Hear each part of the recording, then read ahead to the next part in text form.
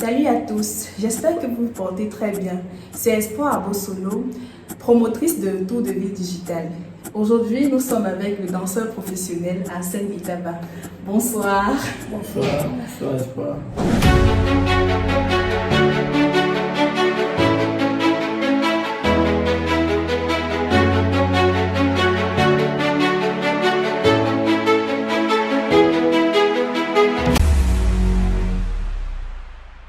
Bonsoir Espoir.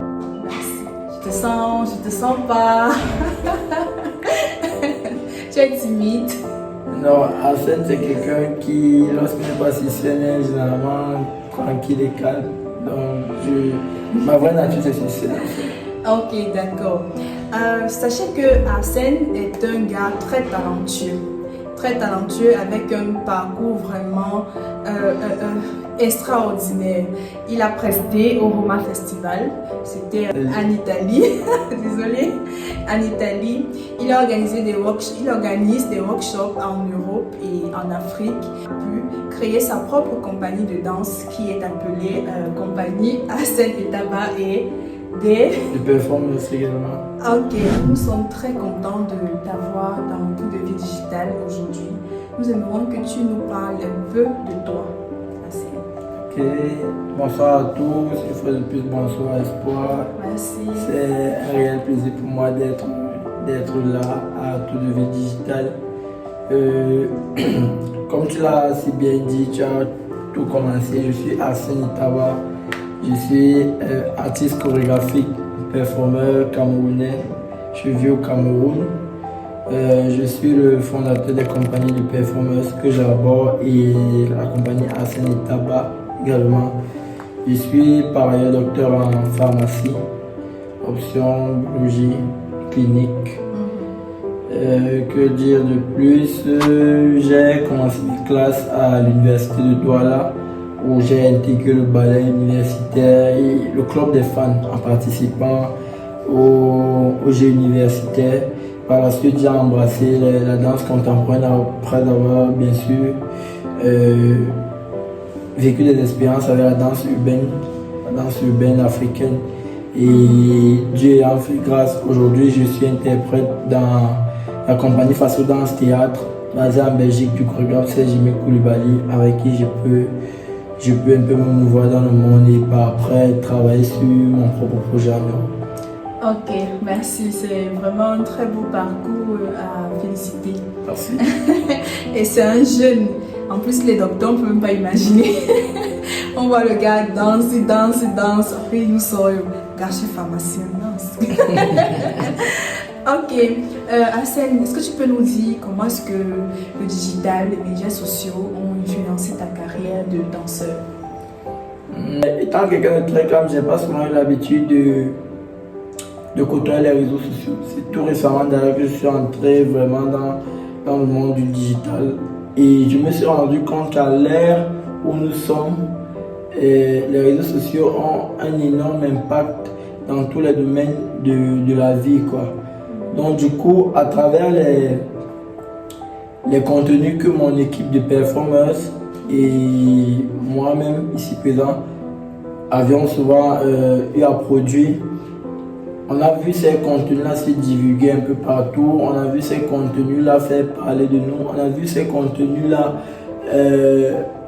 vraiment nous révéler au public camerounais, au public africain. Donc les réseaux sociaux d'une certaine manière ont beaucoup impacté dans le devenir de Arsène, dans le devenir de la compagnie, à travers la promotion, la viralité des vidéos et des contenus que nous avons souvent produits. Ok. J'aimerais aussi savoir, vous avez dit, tu as dit, il n'aime pas qu'on le voit, tu as dit cette année que tu as vraiment eu à prendre l'ampleur sur les réseaux sociaux.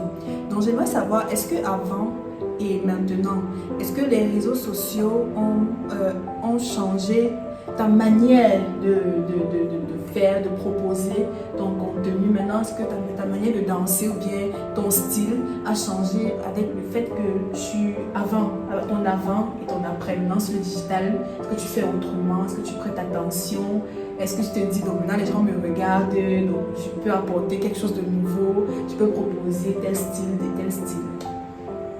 Ça, c'est une question que j'aime beaucoup parce que moi, personnellement, je suis très souvent en fighting avec les créateurs de contenu. Parce que les créateurs de contenu, au départ, ce sont des personnes, mais après, lorsque le contenu prend le dessus, tu te retrouves à avoir des stars. Moi, je dis toujours, je ne suis pas une star, je suis un artiste. Donc, que ce soit sur les réseaux ou pas, je me bats déjà à garder l'authenticité. Je me bats à rester moi-même. Parce que si les gens ils apprécient mon travail, c'est ça qui est plus important pour moi. Je ne veux pas que les gens ils apprécient Arsène qui est sur les réseaux. Je veux que les gens ils apprécient le travail de Arsène. Tu vois? Donc, les réseaux sociaux c'est vrai, il y a l'influence, ça il ne faudra pas se mentir. Il y a toujours ce côté-là où on se demande, moi je bosse tous les jours, je m'entraîne de 10h à 17h chaque jour, mais après je produis un contenu qui fait même pas, je sais pas, qui fait même pas 1000 likes, un truc comme ça. Oui. Mais après quelqu'un il va juste gesticuler devant sa caméra et tac, il va poster au bon moment, ça va exploser. Mais c'est pas ça qui doit me faire changer mes contenus. Moi au contraire, j'utilise les réseaux sociaux pour continuer de montrer la vérité aux gens. C'est ce que je dis toujours. Dans l'art, il y a la vérité et il y a le superflu. On reste dans ce qui est vraiment la vérité. Si on a appris à l'école que c'est 1 plus 1 égale 2, c'est pas parce que aujourd'hui je deviens viral que je vais venir dire 1 plus 1 égale 3 parce que je veux que les gens écoutent. Non. C'est à moi, l'artiste, c'est à moi d'éduquer. L'art est là pour éduquer, l'art est là pour impacter, l'art est là pour rénover. Donc l'art n'est pas là pour venir plutôt se greffer à ce que la société propose. Non, on est plutôt là pour apporter la vérité. On est là pour dire ce qu'il y a à dire exactement. Donc pour moi, les réseaux sociaux, bien qu'on s'en sert pour pouvoir être boosté et être visible, voilà. Mais il n'est pas question, voilà, là reste là, il n'est pas question de déformer la chose. Ça me rappelle, j'ai eu à voir une de tes publications, tu disais, tu ne fais pas des battles pour gagner. Tu fais justement des battles pour rencontrer des personnes et pour exprimer le langage corporel. Oui. Est-ce que tu peux bien nous expliquer ça maintenant? Pourquoi est-ce que tu dis ça? Et on aimerait bien comprendre cette pensée-là. Je vais essayer de comprendre la question. Pourquoi est-ce que je dis que je ne fais pas des battles pour gagner? Oui, tu fais ça parce que tu veux exprimer la parole du corps, le langage du corps. Oui. C'est ce que tu étais en train de dire. Bon, nous ne sommes pas des danseurs pour la télé. Nous on danse seulement parce que bon, on comprend aussi la musique, là on commence aussi à danser. Est-ce que le corps dans un langage, est-ce que tu peux nous expliquer bien ce que tu es en train de dire à travers cette publication-là? Langage du corps. Ça c'est vraiment une bête qu'on me fait là parce que je parle plus de mon travail à l'extérieur qu'au Cameroun. Oui. Sur des plateformes dont je remercie Espoir, ça pour l'espoir qu'elle apporte. Donc depuis environ 3 ans, je travaille sur une forme d'expression assez particulière. Oui. Moi, je pense que, comme j'ai dit, l'art est là pour rénover, l'art est là pour impacter, oui. L'art est là pour apporter quelque chose de nouveau aux personnes. Donc, du coup, ce n'est pas intéressant de juste gesticuler, ce n'est pas intéressant de mettre le plan ludique ou divertissant de l'art en avant. Oui. Il y a d'abord le volet didactique, ce volet qui est là pour parler aux gens. Alors, avec la forme d'expression que j'essaie de développer une forme d'expression qui met en commun les humains, qui permet en sorte que les hommes puissent parler, même s'il n'y a plus de voix. Étant étudiant en faculté de médecine, lors de mes stages à l'hôpital, j'ai souvent vu des patients atteints de paralysie, d'hémiplégie et tout. Du coup, lorsque tu as un patient qui est paralysé, sa manière de bouger change complètement. Elle est totalement différente de la manière normale de parler. Oui. De plus, lorsque vous observez les gens dans la rue, dans la ville, vous avez juste des gestes. Et juste à travers ces gestes, même sans connaître ces personnes-là, vous pouvez deviner ce que ces personnes sont en train de se dire. Pareillement pour les déficients mentaux. Oui. Vous les voyez, quelqu'un il est dans son trip, il est dans son voyage, mais tu peux voyager avec lui, tu peux essayer de déceler. Donc, j'essaie de lier ces choses-là, j'essaie de créer un langage corporel où juste le corps, il peut dire quelque chose, il peut parler, ou le visage, il peut complètement intervenir. Si je dis, là, elle est souriante, tout le monde voit qu'elle est souriante, mais si jamais elle se fâche, ce ne sera pas la même chose. Si jamais je vais crier, il va juste falloir que je fasse un... Donc, juste avec ces choses-là, ça permet de créer des liens, ça permet de créer une compréhension intime entre les personnes. Et en allant dans les battles, ce n'est pas gagner forcément qui est important, parce qu'en réalité, il y a ce qu'on ne sait pas. Dans le battle, ce n'est pas le plus fort qui gagne toujours. Voilà. C'est juste un jugement en fonction de ce qu'on vient de voir là pour désigner le vainqueur. Donc, moi, je viens pour présenter la manière de bouger que je suis en train de défendre, que je suis en train de développer. Si cette manière-là peut parler aux gens, si cette manière-là peut impacter des gens, moi, c'est la plus grande victoire de mon battle. Si après je bats mon adversaire, tant mieux. Mais pour moi, que je suis en train d'exprimer quelque chose, que je suis en train de dire quelque chose, exprimer le monde qui va mal, ou bien ce que j'ai là, si les gens comprennent ça. C'est bon. Voilà. Vous entrez vraiment là dans mon domaine, la communication. Donc avec les gestes, on communique avec les gestes, les sons, on communique avec le sourire et tout. Mais il faut que la personne qui est en face de toi puisse comprendre ce que tu es en train de dire, sans même toutefois ouvrir la bouche. Exactement. Donc, ok. Merci beaucoup. Merci. Une autre question. Est-ce que tout à l'heure tu disais que les créateurs de contenu, une fois qu'ils arrivent sur le digital, ils oublient ce qu'ils sont venus faire exactement parce qu'ils deviennent stars. Ouais. Ils deviennent stars, mais toi tu ne veux pas t'arrêter, tu ne veux pas te limiter au volet star, tu veux vraiment montrer l'art, développer l'art. Donc moi j'aimerais une question, est-ce que les réseaux sociaux quand même ont eu un impact sur ta visibilité, sur ta personne? Est-ce que tu es plus connu maintenant par rapport à quand tu n'étais pas encore sur les réseaux sociaux, quand tu ne développais pas encore ton art sur les réseaux? Est-ce que maintenant tu es plus visible? Est-ce que maintenant tu es star? Non? Genre, est-ce que toi-même tu remarques que tu as plus de visibilité à travers les réseaux? Oui, à coup sûr. À coup sûr, il y a un peu plus de visibilité. Ma mère s'est transformée en photographe public le 25 décembre parce que en allant lui rendre visite et en marchant avec elle, il y a beaucoup de gens qui je ne connais même pas dans la rue qui venaient et tout. Les gens ils me connaissaient avant que je ne sois sur le réseau parce que le travail après tout, il reste le travail. Quand vous faites bien votre travail, il circule. Mais avec le boom sur les réseaux sociaux, ça, bien sûr, la notoriété, la visibilité a beaucoup plus augmenté. Ok, donc on remarque qu'il y a quand même eu un impact quand même de visibilité pour les réseaux sociaux. Bien sûr. Sur les réseaux sociaux, ok. Donc, il y a cette partie-là qui est bien, c'est beau ce que vous faites. On voit souvent vos TikTok, comment vous vous montrez au blanc comment on danse le mollet. Non, regardez, nous sommes fans, non, même ça. Donc, est-ce que, à part ça, est-ce que vous faites face à certains défis sur les réseaux sociaux? Est-ce que vous avez des choses vraiment qui sont souvent compliquées? Est-ce qu'il y a la connexion internet qui vous dérange quand vous êtes ici au Cameroun? Est-ce qu'on aimerait bien connaître? Quels sont vos défis? Quels sont les défis que vous rencontrez sur les réseaux sociaux?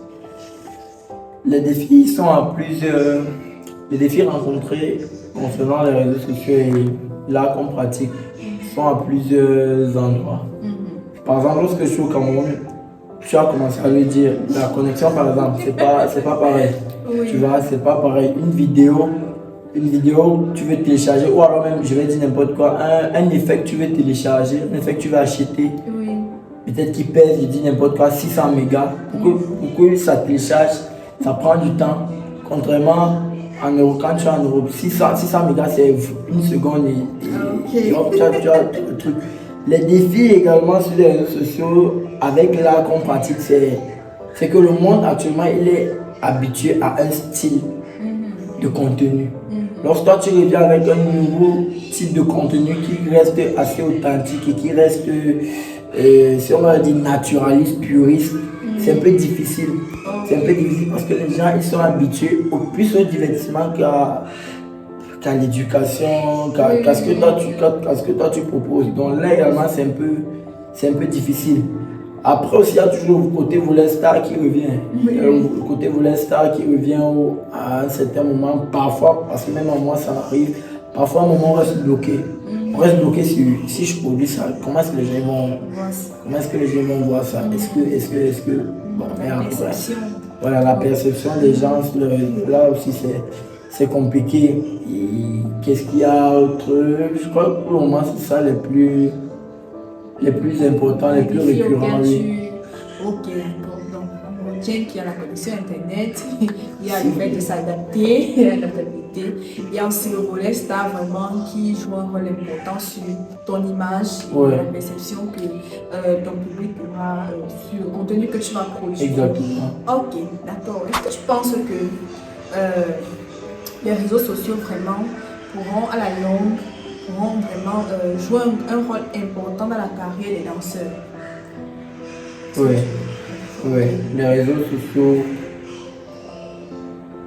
jouer déjà un rôle important dans la carrière des danseurs et certainement à long terme, ce sera ça. Juste que, comme je dis toujours, j'implore toujours les frères artistes, danseurs de vendre le bon produit de la danse, de placer la danse où elle doit être. Placer la danse où elle doit être avec ce qu'elle défend comme valeur. Pas juste mettre le fun en avant et qu'en réalité même vous-même vous puissiez même pas parler de votre art comme il se devrait. D'accord. Oui.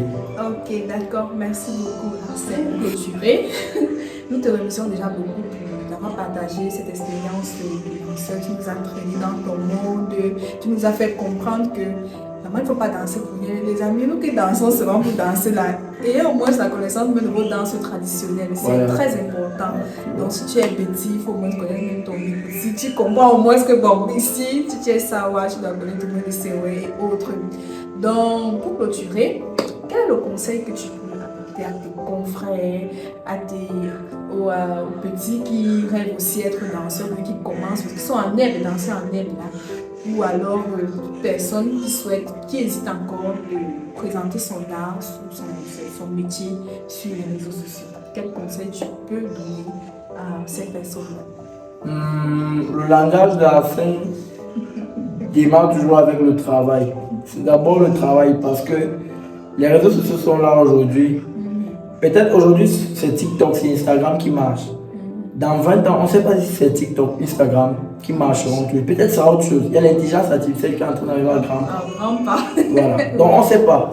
Donc la première des choses c'est le travail. Il faut d'abord travailler parce que aussi dans l'art, pour vous dire pour de vrai, il y a des milieux artistiques qui ne requièrent pas les réseaux sociaux. Très sincèrement. Donc le premier langage c'est le travail. Il faut rester authentique, il faut rester travailleur, il faut rester honnête. Mais après, il faut faire connaître son travail à qui de droit. Pour faire connaître son travail à qui de droit, il faut le poster, il faut le répertorier, il faut le référencer. Et vous le référencez en le présentant aux gens. Et vous ne pourrez plus le présenter aux gens sur les réseaux sociaux. Une autre chose que j'ai envie de dire, il ne faut pas envoyer n'importe quoi sur les réseaux sociaux. Parce que ce que vous envoyez directement donne une certaine image de qui vous êtes, de comment est-ce que vous pensez. Voilà.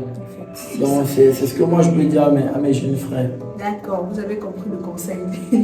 C'est pas moi qui ai parlé parce que chaque fois que je dis ça ici, on va m'arrêter, on va dire que oh, la fille elle est digitale, tu nous déranges avec les affaires du digital. Ça c'est vraiment le conseil que Arsène nous a donné ce soir. Donc, te remercions grandement pour ton passage à tout le digital. Merci d'avoir partagé ton expérience. On retient de toi que on ne danse pas pour danser. On danse pour transmettre vraiment l'art, pour laisser parler le corps, parce que le corps a justement un langage et surtout, tout, avant tout, c'est le travail. Et toujours contrôler le contenu qu'on vient placer sur les réseaux sociaux, parce qu'à travers ce contenu-là, on a notre image derrière, on a la perception, on a également, parce qu'on est aussi en train d'éduquer la population, le public, donc on doit faire attention au contenu qu'on met sur les réseaux sociaux. Merci beaucoup. Merci pour le vidéo. C'était Espoir Aboussolo, promotrice de Tout Devient Digital. Nous vous disons au revoir et à la prochaine. Bye bye. Bye bye.